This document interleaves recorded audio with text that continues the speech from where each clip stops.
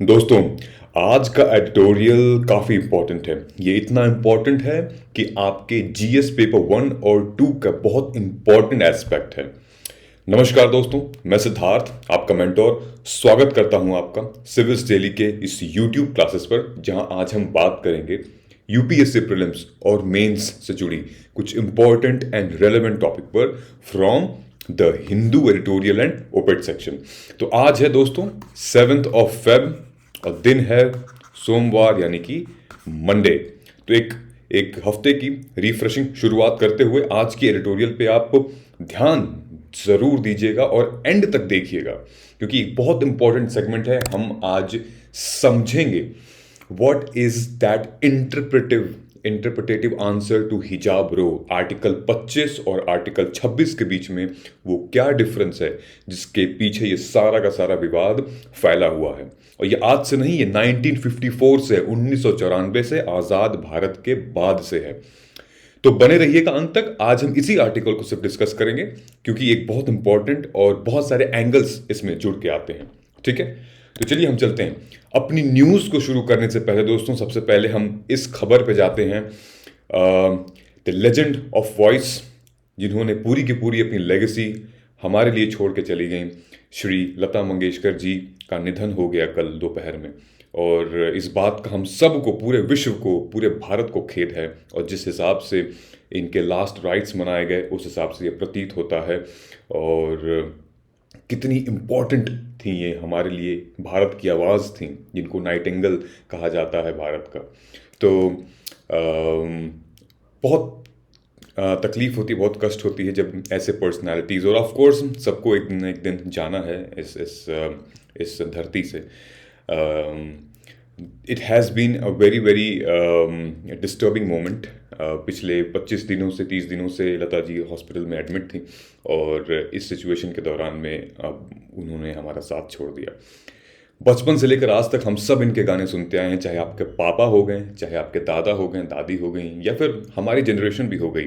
इनकी आवाज़ ऐसी थी कि मतलब बस शरीर बूढ़ा हुआ था, लेकिन ये आवाज़ अभी भी जवान थी उनकी। सो वंस अगेन हमारा एक ट्रिब्यूट है, और एक नमन करते हैं इनको, इनकी आत्मा को शांति मिले, और हमें बहुत याद आएंगी Lata ji. Thank you so much Lata ji. चलिए अब आगे बढ़ते हैं अपने एनालिसिस में। मैंने कुछ क्वेश्चंस दिए थे आपको फ्राइडे को, जहाँ पे आप लोगों ने कमेंट करके मुझे कुछ बताया भी है। हम इस पे आते हैं। तो आपकी जानकारी के लिए, यहाँ पे आंसर होगा इसका 35%, और इसका है पीएमई वैद्या। ठीक है, इसके बारे में मुझे किसी ने नहीं बताया। आई थिंक आप फ्राइडे को मज़े कर रहे होंगे, प्लीज़। अब यूपीएससी का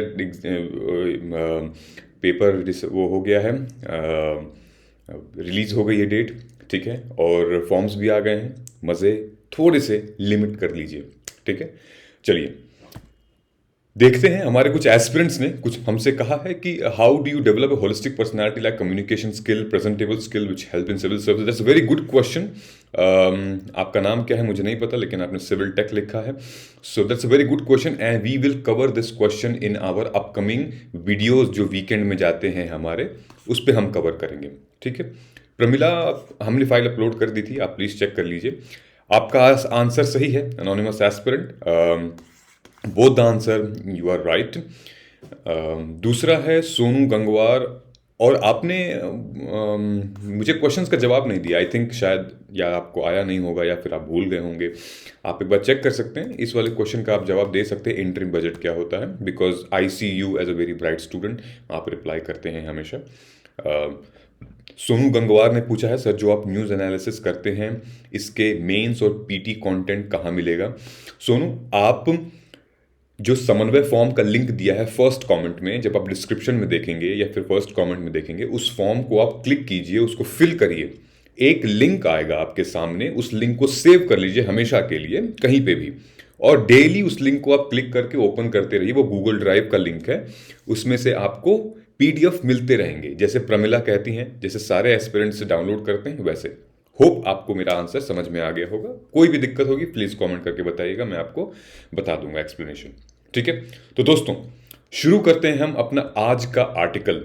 ठीक है, वहां जाने से पहले हमारे वीकेंड से कुछ प्रोग्राम्स थे जो काफ़ी इंपॉर्टेंट थे, और आप लोगों ने डेफिनेटली देखा होगा। हाउ टू अवॉइड बर्नआउट ये मेजर कॉज क्या है बर्नआउट का, ठीक है, स्ट्रेस का, कंसंट्रेशन नहीं हो पाना, वो प्लीज़ आप इस वीडियो को देखिएगा।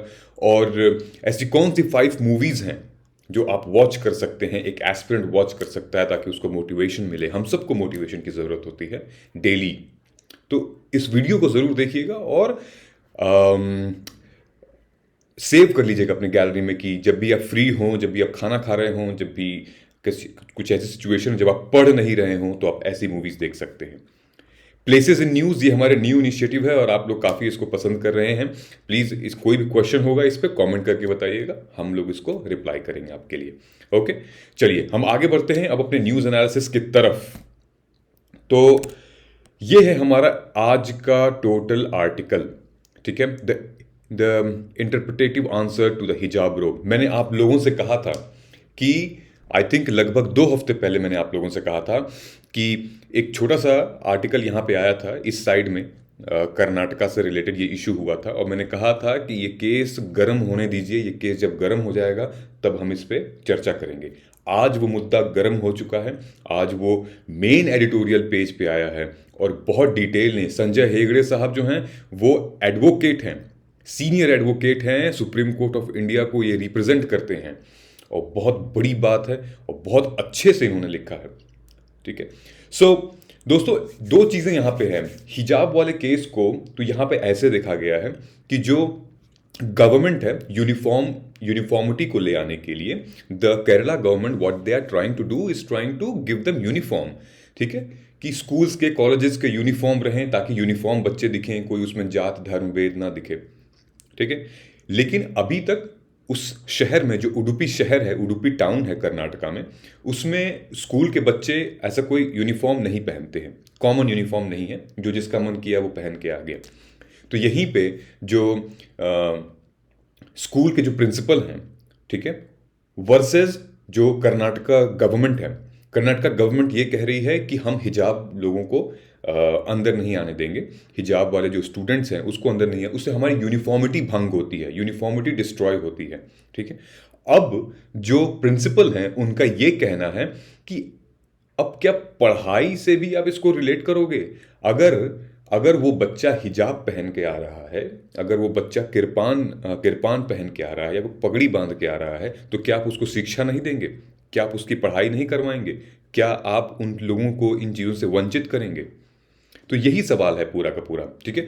तो आइए हम एक मेजर डिबेट में यहां देखते हैं कि डॉक्टर बी आर अम्बेडकर ने बहुत साफ महीन शब्दों में ये कहा था कि the world owes much to rebel who would dare to argue in the face of the पॉइंटिफ।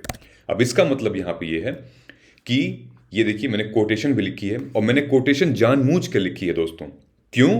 क्योंकि इट इज रेलेवेंट, इंपॉर्टेंट और सुनते सुनते आपको आदत हो जाएगी और आप अपने मेंस आंसर में भी इन कोट्स को मेंशन कर सकते हैं, ठीक है। अंबेडकर साहब ने कहा था कि पूरी दुनिया जो रिबेल हैं, ठीक है, उनको जो लड़ते रहते हैं अपने अधिकार के लिए, ठीक है, अपने हक के लिए, अपने अधिकार के लिए, उनको दुनिया ओ करती है, ठीक है, कर्जदार हैं दुनिया उनकी। क्यों कर्जदार हैं? क्योंकि वो अपने हक के लिए लड़ रहे हैं और उनके पास इतनी शक्ति है कि वो फेस टू फेस जो पॉइंटिफ होते हैं, पॉइंटिफ, यहाँ पॉइंटिफ का मतलब क्या है? पॉइंटिफ का मतलब यहाँ ये है जो कि किसी रिलीजियस इंस्टीट्यूशन पे सबसे सुप्रीम पोजीशन पे हो, जैसे पोप, क्रिश्चियनिटी में पोप सुप्रीम पोजीशन पे हैं, ठीक है। जैसे कि कुरान में, मुस्लिम में जो कादरी लोग होते हैं जो मस्जिद में नमाज अदा करवाते हैं, वो लोग सुप्रीम पोजीशन पे होते हैं, ठीक है। तो ये रिबेल अपने हक के लिए उनसे आंख में आंख मिलाकर बात कर सकते हैं, उनसे आंख में आंख मिलाकर आर्ग्यू कर सकते हैं और ये कह सकते हैं कि वो भी काबिल हैं, ठीक है, वो भी कर सकते हैं और उनका भी अधिकार है। तो ये बी आर अम्बेडकर साहब ने कहा था। अब आइए हम चलते हैं इस पूरे के पूरे आर्टिकल पे according to our GS paper 1 और 2, ठीक है। ये 1 और 2 का पार्ट है, फंडामेंटल राइट से रिलेटेड है, मूल अधिकारों से रिलेटेड है, judiciary, government policies and interventions, women's issues, हिजाब की बात आ रही है तो ये तो सिर्फ वुमेन इशू ही रहा ना, ठीक है। प्रीलिम्स के लिए supreme court hijab fundamental right cases related to freedom of religion से रिलेटेड है, और मेंस के पर्सपेक्टिव में cases related to women's freedom of religion, government policies, fundamental rights, सब में आ जाएगा ये कुछ न्यूज़ की स्निपेट्स मैंने डाली हैं। हिजाब ban will create more problems for girls in getting, ठीक है, explained freedom of religion attire, ये हिंदू का एक आर्टिकल था, ठीक है। तो एक तो लड़कियां, ठीक है, ऑलरेडी एक स्टीरियोटाइप बना हुआ है, ऑलरेडी हमारे समाज में पेट्रियार्की जैसी चीज़ें इस्टेब्लिश करती हैं, ऑलरेडी हमारे समाज में डिस्क्रिमिनेशन जैसी चीज़ें इस्टेब्लिश करती हैं, और विमेंस को लेके, लड़कियों को लेके तो और भी चीज़ें नेगेटिव हो जाती हैं। और ऊपर से जो फैमिली इन स्टीरियोटाइप्स को, इन पेट्रियार्की को ब्रेक करना चाहती हैं, वो बच्चों को, लड़कियों को आगे शिक्षा के लिए, पढ़ाई के लिए भेज रही हैं। और जब स्कूल में जाने के बाद ये पता चलता है कि नहीं आप हिजाब पहन के नहीं आ सकते, नहीं आप पगड़ी पहन के नहीं आ सकते, तो फिर क्या ये सरकार की रिस्पॉन्सिबिलिटी नहीं बनती कि इन चीज़ों को हटाए? जब फैमिली, जब सोसाइटी, जब कम्युनिटी बदलाव के लिए तैयार है, तो क्या गवर्नमेंट को ऐसी पॉलिसीज, ऐसी कोई यूनिफॉर्मिटी या फिर कोई ऐसा मैसेज नहीं देना चाहिए कि किसी भी XYZ रीज़न की वजह से शिक्षा नहीं रुकनी चाहिए, डेवलपमेंट नहीं रुकनी चाहिए, ग्रोथ नहीं रुकनी चाहिए? आई बात समझ में? तो आगे बढ़ते हैं इस आर्टिकल की तरफ। तो सबसे पहले ये मुद्दा उठा था दोस्तों, फोकल पॉइंट क्या है? फोकल पॉइंट ये है कि सबसे पहले ये मुद्दा उठा था 1954 में, the test of essential religious practice. ये शब्द याद रखिएगा, the test of essential religious practice. This was first laid down by supreme court in 1954 in the commissioner. Basically इस केस को क्या कहते हैं? श्री शिरूर मठ, ठीक है, ये श्री शिरूर मठ का केस है। सिंपली आप इस नाम से याद रख सकते हैं, इसी नाम से ये जजमेंट भी आई थी।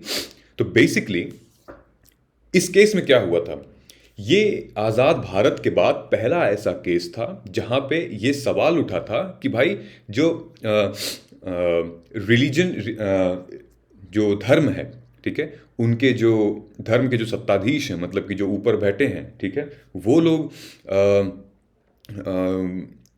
उनको क्या राइट्स है, उनका क्या अधिकार है, ठीक है, और क्या क्या चीज़ें एक रिलीजन में इंक्लूड हो सकती हैं, क्या क्या पॉलिसीज़, कैसे कैसे प्रोटोकॉल्स एक रिलीजन में इंक्लूड हो सकते हैं, एक रिलीजन में क्या एसेंशियल है, क्या नॉन एसेंशियल है, क्या इंटीग्रल पार्ट है, क्या एक्सटर्नल पार्ट है, ये कौन तय करेगा? इन सब की बातें, इन सारी बातें 1954 के जजमेंट में ये डिस्कस हुई थी। जजमेंट नहीं आया था इतना कुछ खास, डिस्कस हुई थी और इंटरप्रिटेशन आई थी लंबी चौड़ी, जिसको हम आज भी फॉलो करते हैं। तो हुआ यूं था कि ये जो केस का नाम आप पढ़ लीजिएगा, मैंने इसीलिए रखा है, और PDF प्लीज डाउनलोड कर लेना। PDF नहीं मिलेगा तो मुझे कमेंट करके बताना, ठीक है। 7 जजों की बेंच बैठी थी उस टाइम पे 1954 में। 7 जजेस बेंच बहुत होता है, ठीक है, of the supreme court held that what constitute the essential part of a religion is primarily to be ascertained with the reference of the doctrine of that religion itself, ठीक है। ये धर्म के सिद्धांत ही बताएंगे कि एक रिलीजन में एसेंशियल पार्ट क्या होता है। फॉर एग्जाम्पल अगर हिंदुइज्म की बात करें, मैं हिंदू हूं, अगर मैं हिंदुइज्म की बात करूं तो भगवान की मूर्ति को कौन नहलाएगा, या फिर भगवान के मंत्रों का उच्चारण कौन करेगा, श्लोक कौन पढ़ेगा, भगवान का प्रांगण कौन साफ करेगा, या फिर उनको कपड़ा कौन पहना, तो ढेर सारी चीजें हैं। तो ये एक धर्म के जो इंस्टीट्यूशंस हैं, ये जो बड़े साधु पंडित लोग होते हैं, जिनकी कम्युनिटी होती है, वो डिसाइड करिए, आप डिसाइड करिए कि भाई एसेंशियल क्या है, ठीक है, और क्या नॉन एसेंशियल है, क्या इंटीग्रल पार्ट है। तो यहीं पे ये पूरा का पूरा इंटरप्रिटेशन ही इस जजमेंट में आया था कि जो धर्म के सिद्धांत को महत्व देते हैं वही बताएंगे कि इंटरनल क्या है, एक्सटर्नल क्या है। The court held that religion in article 25 covers all rituals and practices that are integral or essential to a religion, लेकिन जो लिटिगेंट हैं, जिन्होंने केस फाइल किया है, उनको ये इंश्योर करना चाहिए कि एसेंशियल फीचर क्या है। ठीक है। एक बहुत अच्छा वाक्य इन्होंने कहा है यहाँ पे कि उडुपी में एक पुराना ट्रेडिशन था। पुराना ट्रेडिशन मतलब कि 16, सुनिएगा, कहानी के माध्यम से मैं बता रहा हूँ आपको। बहुत अच्छा इन्होंने एक कहानी प्रस्तुत की है। 16th सेंचुरी में एक लोअर कास्ट का एक एक डिवोटी था, ठीक है, जिसका नाम था कनकडसा। एक लोअर कास्ट के डिवोटी कनकडसा को कृष्णा के टेम्पल में जाने से मना कर दिया गया था। जो साधु संत थे कृष्ण भगवान के टेम्पल में, मंदिर में, उसमें उस बंदे को, उस शख्स को जो नीची जात का था, उसको एंटर करने से मना कर दिया गया था। तो हुआ यूं कि जो कनकडसा हैं, उन्होंने मंदिर के बाहर वो बैठे, वो पूजा किए, वो प्रार्थना की, वो गाना गाए, और इतने सेवा भाव से वो लीन हो गए, हफ्तों महीनों तक उन्होंने गाना गाया। अचानक क्या हुआ, ऐसा लोग कहते हैं कि जो कृष्ण की मूर्ति थी वो अचानक अपनी दिशा बदल दी, अपनी दिशा बदल दी, और जो दीवार कृष्ण की मूर्ति और कनकदसा को रोक रही थी एक दूसरे को दर्शन करने से, वो दीवार टूट गई बीच से। और जब वो दीवार टूट गई तो कनकदसा जो गाना गा रहे थे, जो जिनका बहुत मन था, लालसा थी कि कृष्ण का पैर छुएं, उनको उनकी पूजा करें, उनकी आस्था करें, वो सीधे देख पा रहे थे कृष्ण को। ये ऐसा हुआ था, ऐसा लोग मानते हैं। ठीक है। तो कुछ ऐसे ही सिचुएशन के हिसाब से हम ये एग्जाम्पल सेट कर सकते हैं कि अब भगवान ने कभी ऐसा कुछ कहा नहीं। कहीं पे रिलीजियस टेक्स्ट में भी कहीं ये लिखा कि आप नहीं जा सकते हो। ठीक है। लेकिन ये सिचुएशंस हमने बनाई है। ये रिलीजियस जो जो ये सारे अफेयर्स तय करती हैं, टेम्पल के या फिर मॉस्क के, ये लोगों ने बनाया हुआ है। ठीक है। अब देखते हैं आगे इसमें क्या बोला गया है। ठीक है। इस कहानी को याद रखिएगा, क्योंकि एंड में मैं कुछ जिक्र करूंगा इसका। ठीक है। सो जो संपादकीय है, जो एडिटोरियल है, वो रिलीजियस प्रैक्टिस पे फोकस कर रहा है। और हमारा सबसे बड़ा एग्जाम्पल रिलीजियस प्रैक्टिस का क्या है? शबरीमाला जी का केस। शबरीमाला जी का केस बहुत ही बड़ा, बहुत प्रख्यात एग्जाम्पल है। और अगर आपको पता भी होगा कि शबरीमाला के केस में फाइनल जजमेंट क्या आई थी, तो आप प्लीज़ मुझे यहाँ पे कमेंट करके, वीडियो पॉज करके कमेंट करके बताइएगा कि क्या था, और ये जज कितने बेंच ने तय की थी। 3, 4, 5, 6, 7, 8, 9, 10, क्या स्ट्रेंथ थी बेंच की। ओके। तो जस्टिस DY चंद्रचूड़ बहुत ही माने जाने सुप्रीम कोर्ट के जज रहे हैं। जस्टिस DY चंद्रचूड़, इन्हें शबरीमाला केस, उन्होंने रिसेंटली कुछ चीज़ें इंटरप्रेट की। वो क्या कहा था उन्होंने? He bemoaned compulsions nonetheless have led the court to don a theological mantle. ठीक है। थियोलॉजिकल मतलब धर्म से रिलेटेड। ओके। थियोक्रेसी क्या होता है? धर्मतंत्र। थियोलॉजिकल धर्म से रिलेटेड लॉजिक्स। ठीक है। तो अब ये कितनी भी अजीब बात है ना कि जुडिशरी धर्म से रिलेटेड चीज़ों की लॉजिक बता रही है। जो धर्म वाले खुद हैं, जो रिलीजियस बिलीव करते हैं, वो खुद नहीं इंटरप्रेट कर पा रहे हैं चीज़ों को, ताकि इक्विटी, इक्वालिटी और फ्रीडम ऑफ रिलीजन का जो प्रैक्टिस है वो बराबर बना रहे। अब सुप्रीम कोर्ट कर रही है, ये बहुत अच्छी बात है। The inquiry has moved from deciding what is essentially religious to what is an essentially religious practice. ठीक है। दोनों में बहुत फर्क है। इंक्वायरी जो है वो एसेंशियल रिलीजियस से हट के what is an essential religious practice क्या होती है। ठीक है। एक तो ये था। Dunning on such a role is not an easy task when the court is called upon to decide whether the practice does or does not form an integral or essential part of religious practice. ये definitely court खुद नहीं बता सकती है। Of course इसमें बहुत सारे stake holders होते हैं, but it's not easy for supreme court to decide what is essential, what is non essential. इस बात पे मैं आपको एक न्यूज़ बता देता हूँ। ये देखिए, 2004 में सुप्रीम कोर्ट ने आनंदा मार्ग, ये एक सेक्ट है आनंदा मार्ग, जैसे कि एक एक रिलीजियस हिंदुइज्म में एक ग्रुप है इनका, जो कि बहुत ढेर सारे कंट्रीज में, जैसे इस्कॉन है, ठीक है, वैसे ही आनंदा मार्गा है। सो बेसिकली ये लोग पूजा पाठ, धर्म से रिलेटेड, हिंदुइज्म से रिलेटेड पूरे दुनिया में ये पूजा करते हैं और सपोर्ट करते हैं, ठीक है। तो आनंदा मार्ग sect had no fundamental right to perform Shiv Tandav dance in public street, since it did not constitute essential practice of the sect. समझ में आया?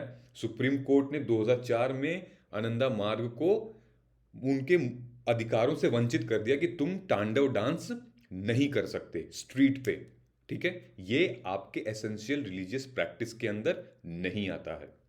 क्लियर? चलिए इस आर्टिकल पर हम आते हैं। तो ये क्लियर हो गया।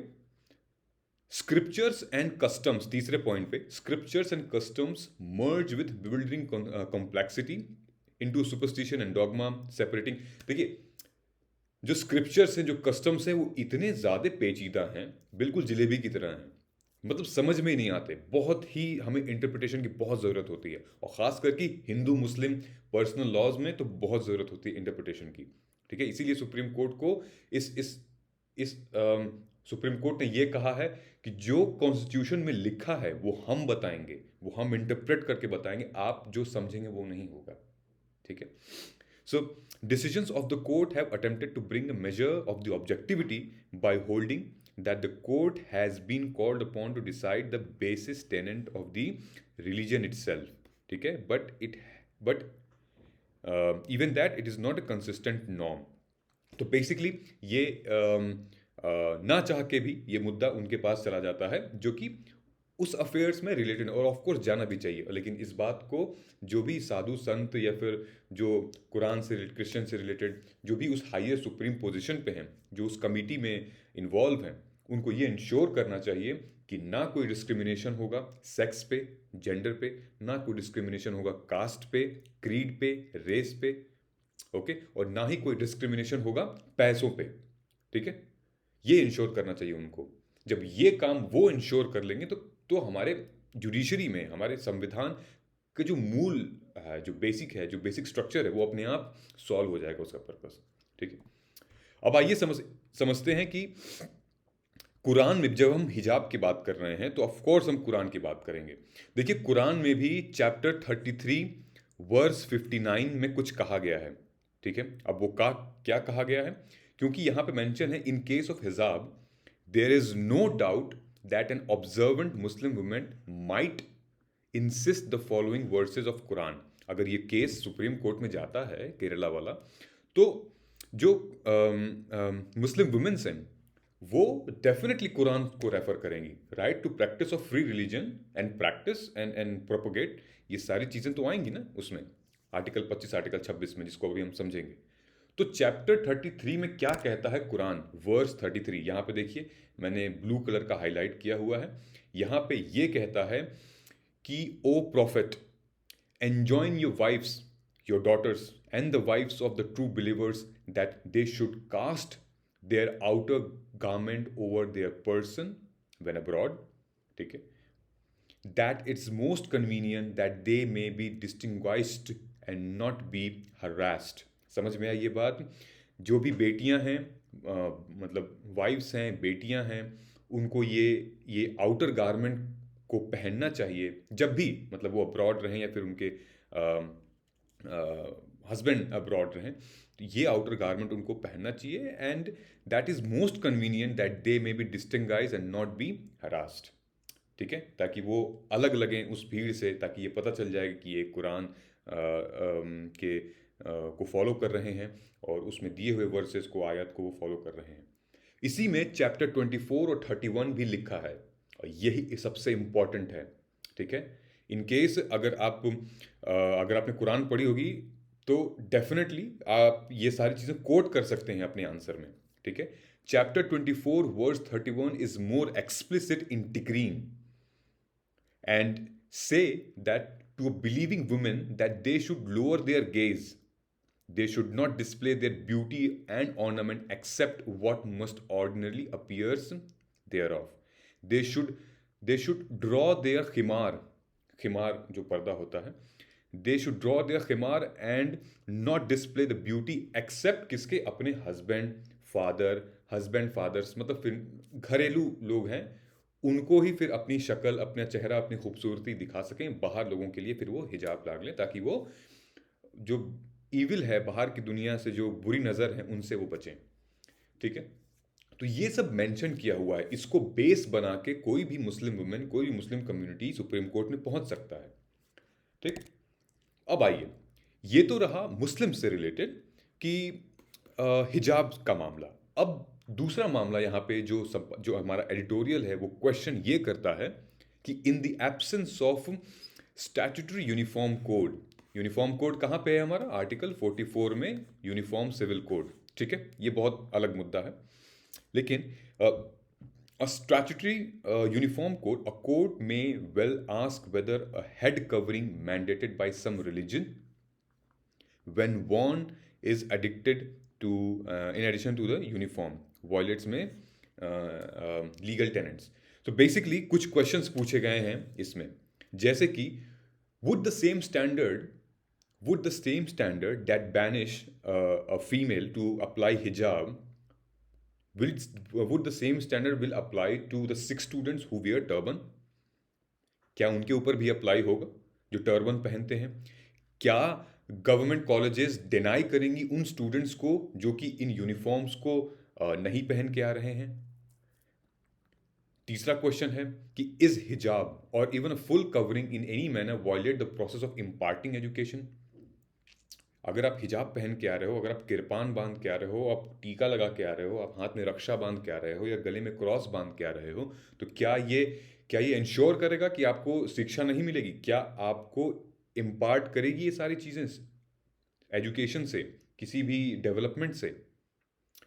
पांचवा क्वेश्चन इसका ये है कि can a government commit to female education, deny education to those it dressed improperly dressed?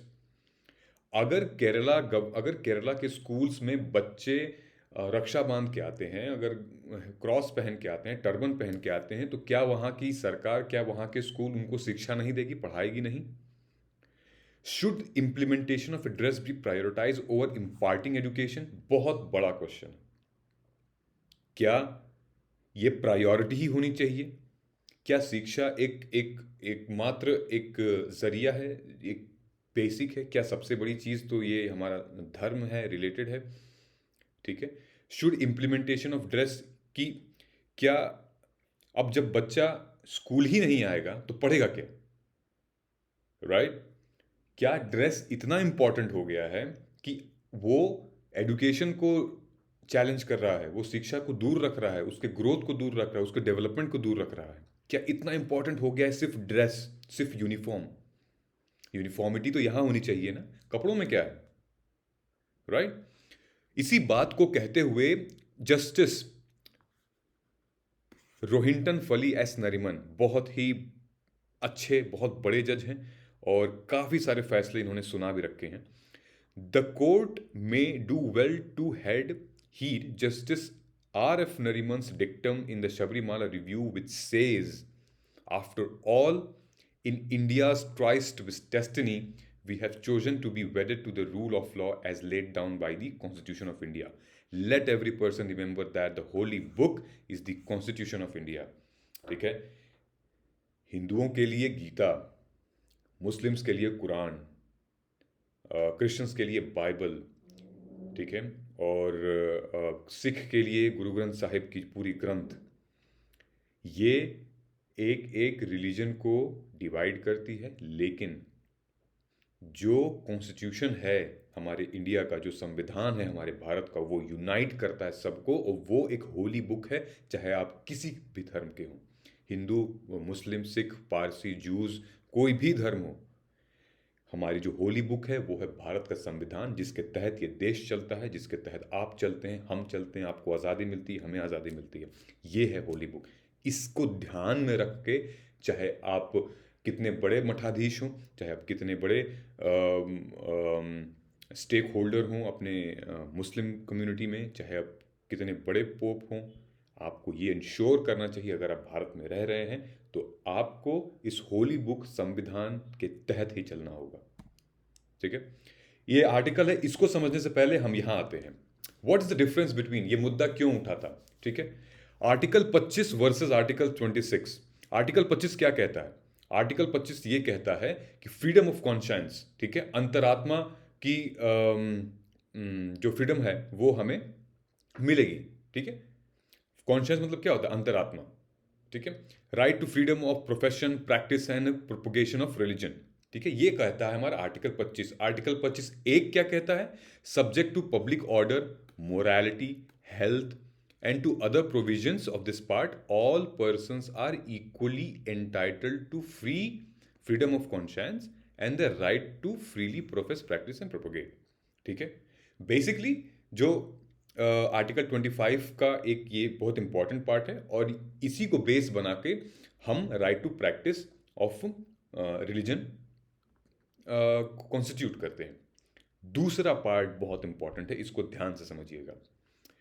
Article 25(2), nothing in this article, ध्यान से समझिएगा, nothing in this article shall affect the operation of any existing law. कोई भी ऐसा कानून हो, कोई भी ऐसा कानून हो हमारे भारत में, वो अफेक्ट नहीं हो सकता किसी भी रिलीजन के अफेयर्स से। ठीक है, जैसे अगर कोई मार्च निकल रहा हो, जैसे किसी की ख्याति निकल रही हो, किसी की झांकी निकल रही हो, भगवान कृष्ण की झांकी अगर निकल रही है, तो आप ये नहीं कह सकते कि पूरे सड़क बंद कर दो या फिर वो सड़क बंद कर दो या फिर लोग अपने घर में रहें या फिर मतलब एक पब्लिक न्यूइसेंस आप नहीं क्रिएट कर सकते। मतलब कि आर्टिकल 25 क्लॉज 2 के तहत कोई भी भारत का कानून, कोई भी भारत का लॉ रिलीजियस मैटर से इन्फ्लुएंस्ड नहीं होगा। ओके, आर्टिकल ए क्या कहता है? रेगुलेटिंग और restricting any economic, financial, political और other secular activity which may be associated with practice religion. जैसे कोविड टाइम पे क्या हुआ था, आपको सबको याद है, कोरोना वायरस के टाइम पे जब पहली पैंडेमिक की वेव, जब पहली वेव आई थी मार्च 2020 में, सब कुछ बंद कर दिया गया था, सब कुछ रोक दिया गया था, मंदिरों के में ताले लग गए थे, अजान के लिए लोग नहीं जा पा रहे थे, संडे को लोग चर्च नहीं जा पा रहे थे। ठीक है, अमृतसर में गोल्डन टेम्पल में लोग मत्था टेकने नहीं जा पा रहे थे। ये सुनिश्चित है, ये इंश्योर करता है कि हमारा भारत रूल ऑफ लॉ मतलब कि कॉन्स्टिट्यूशन के हिसाब से चलता है, ना कि रिलीजन के अफेयर से चलता है।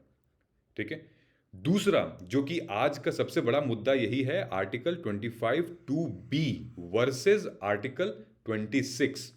आर्टिकल 25(2)(b) में हिंदू शब्द का यूज किया गया। जब हिंदू शब्द बोला गया है उसमें हिंदुइज्म, सिखिज्म, जैनिज्म ये इंक्लूड है। ओके, हमारा हिंदू कोड बिल भी है, उसमें हिंदुइज्म का मतलब ये है हिंदू भी हैं, सिख भी हैं और जैन भी हैं इसमें।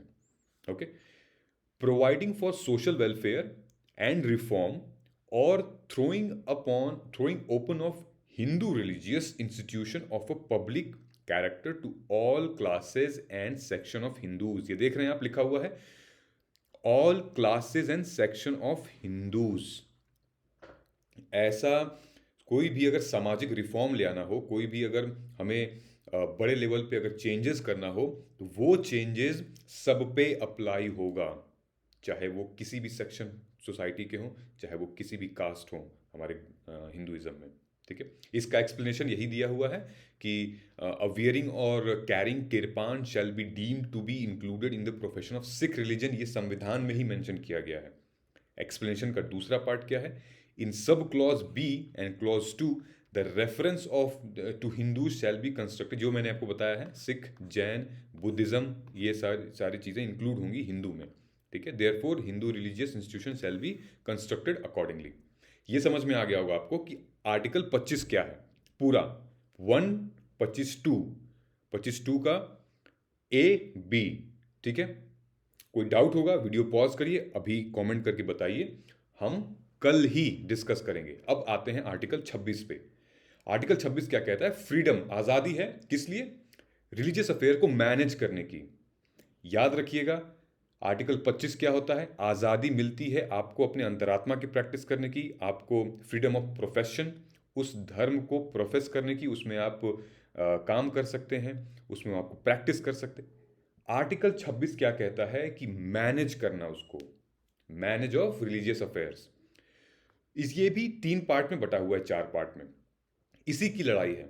Subject to public order, morality and health, every religious denomination or any section thereof shall have right to establish and maintain institution for religious and charitable process, to manage its own affairs in the matter of religion, to acquire movable immovable property and to administer such property in accordance to the law।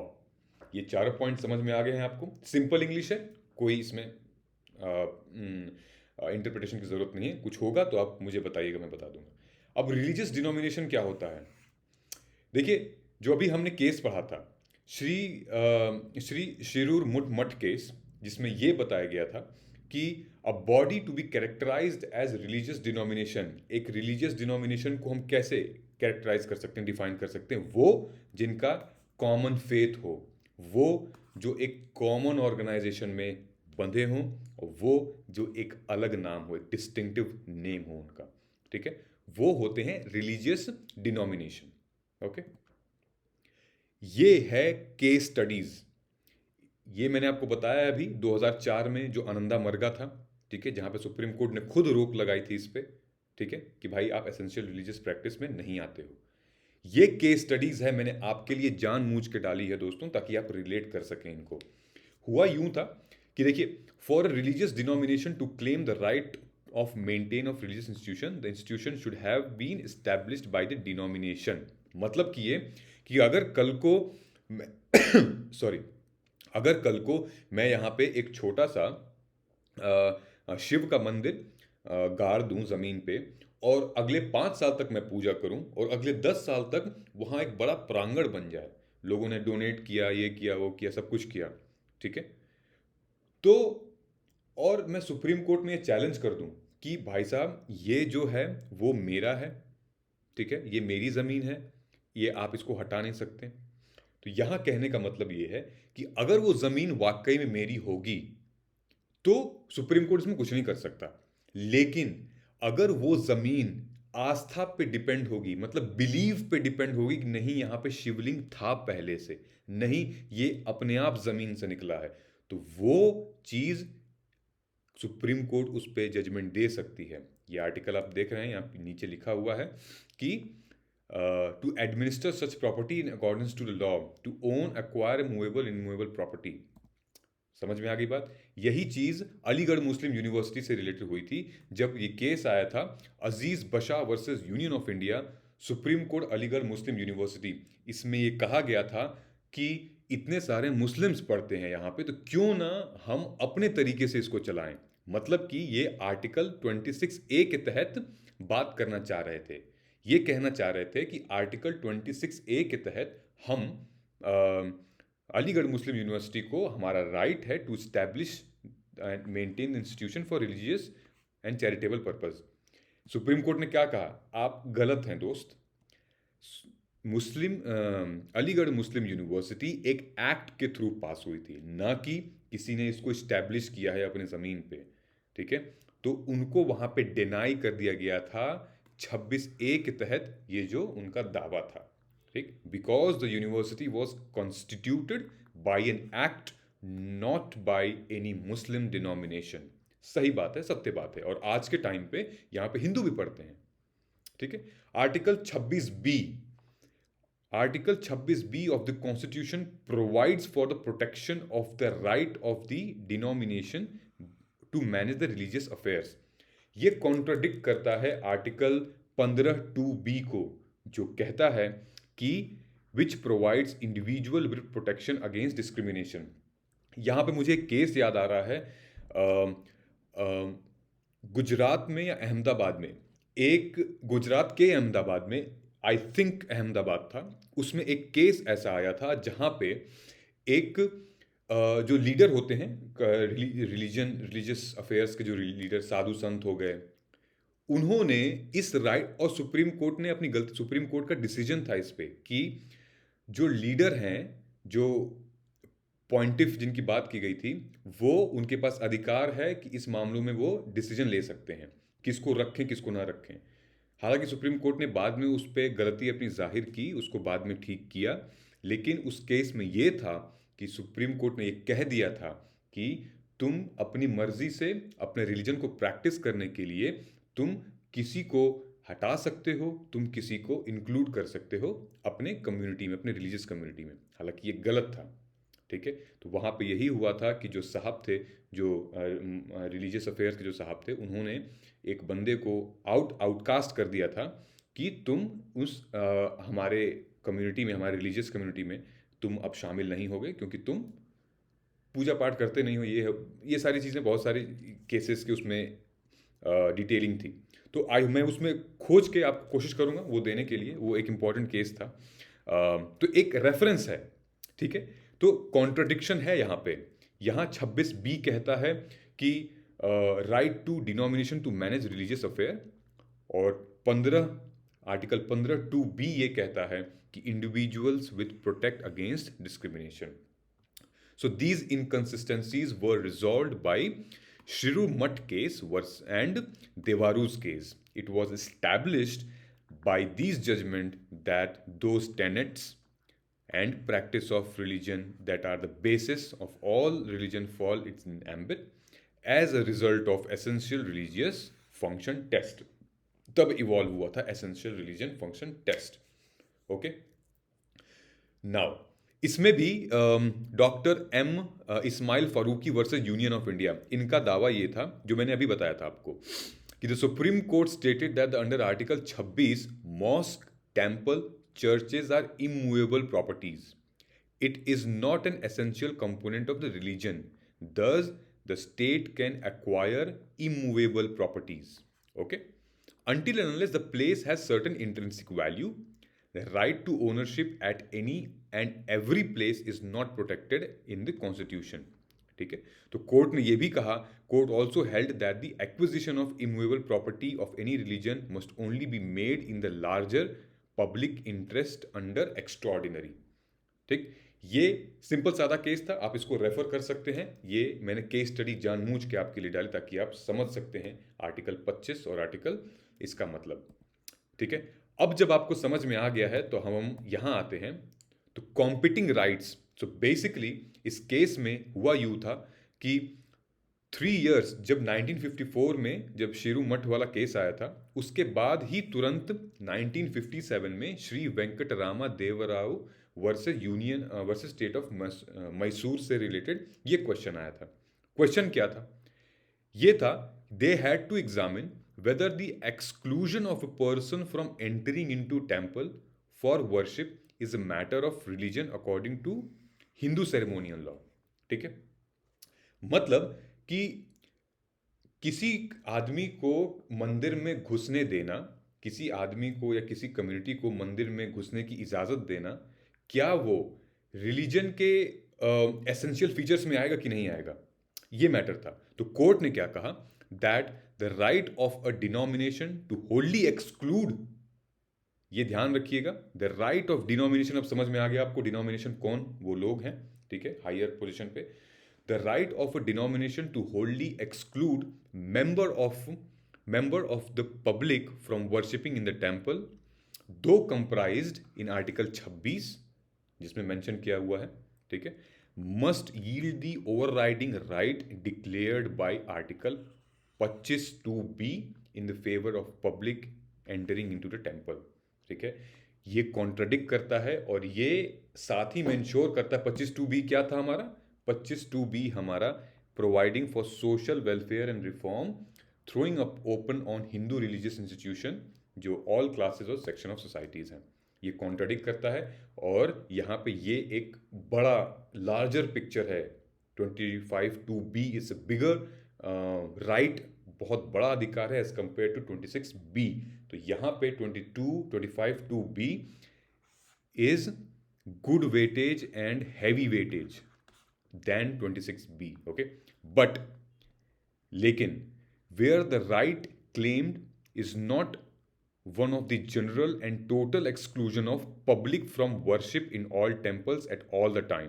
ठीक है, अगर मान लीजिए कि इसके तहत article 26B के तहत अगर वो डिनोमिनेशन को राइट अधिकार मिल भी जाता है, लेकिन सुप्रीम कोर्ट ये भी कहता है कि वो राइट बहुत लंबे समय तक नहीं चलेगा. ठीक है, यहां लिखा हुआ है and total exclusion of public for worship in all times but of exclusion for certain religious services. ठीक है, किसी रिलीजियस सर्विसेज, कोई भी छोटी मोटी जो काम हो गया उससे वो वंचित कर सकते हैं, लेकिन एज अ होल वो वंचित नहीं कर सकते, उसको डिस्क्रिमिनेट नहीं कर सकते कि तुम पूरे के पूरे प्रांगण में ही नहीं आ सकते. कोई छोटा मोटे कार्य के वो अलग चीज़ है. ठीक है, नहलाना धुलाना कपड़ा पहनाना, जैसे मैंने बात कही थी आपसे, उसमें आप करिए, दैट्स देयर पर्सनल अफेयर्स. लेकिन ये एक तो पब्लिक ओपन अथॉरिटी है, सब लोग मंदिर में जा सकते हैं. ठीक है,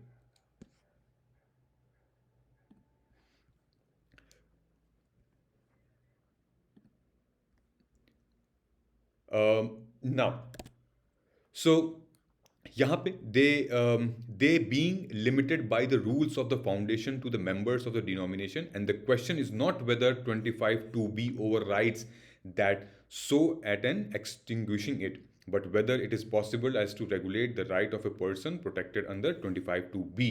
और जो कि ये हुआ कि प्रोटेक्शन ऑफ राइट मिला वेंकटरामा देवराव केस में, and to endeavour to harmonise competing rights in a way both affecting to it. Okay, so ये है right to freedom and of, ये पूरा आर्टिकल था हमारा. Right to freedom of religion 25 से 28 तक के बात करता है ये. ठीक है, आई थिंक मेरा वाईफाई कनेक्शन लॉस्ट हो गया, इस वजह से मेरा वीडियो नहीं आ पा रहा है. खैर, हम इसमें आगे चलते हैं. Now how have courts ruled so far in other हिजाब इशूज. ठीक है, ये 3 चीज़ें हैं मैंने आपके लिए मेंशन की हैं, आपके लिए डाली हैं इसमें, इसको ध्यान से देखिएगा. While this has been put to the courts on several occasions, 2 sets of ruling of Kerala High Court, particularly on the right of Muslim movement to dress according to the tenet of Islam, throwing up conflicting answers. 3 cases हैं यहाँ पे, एक 2015 का, एक ये है 2016 का, और तीसरा है 2018 का. ये वीडियो पॉज करके आप पढ़िएगा, आप समझिएगा. ठीक है, 2016 में 2015 में बेसिकली हुआ क्या था कि जो सीबीएसई एग्ज़ाम कंडक्ट कराती थी उस टाइम पे, all India pre medical test, उसमें ये मेंशन था कि भाई आप क्या क्या पहन के आओगे. आप चप्पल पहन के आओगे, आपका बटन होना चाहिए, आप ट्राउज़र होना चाहिए, ये सारी डिटेल मेंशन की थी कि आप एग्ज़ाम में ऐसे पहन के आओगे.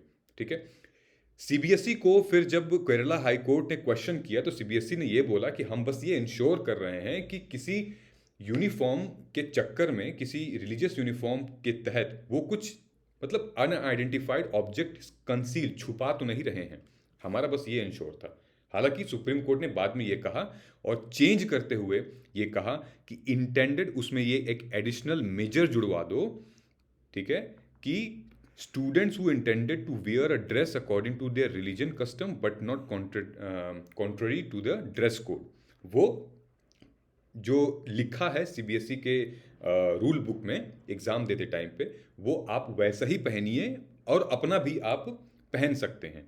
ठीक है, तीसरा केस था 2016 में. The court held that the practice of wearing a hijab constitute a essential religious practice but did not quash CBSE rule. It's very good step. ठीक है, the court once again allowed the additional features and safeguard to place 2015 का.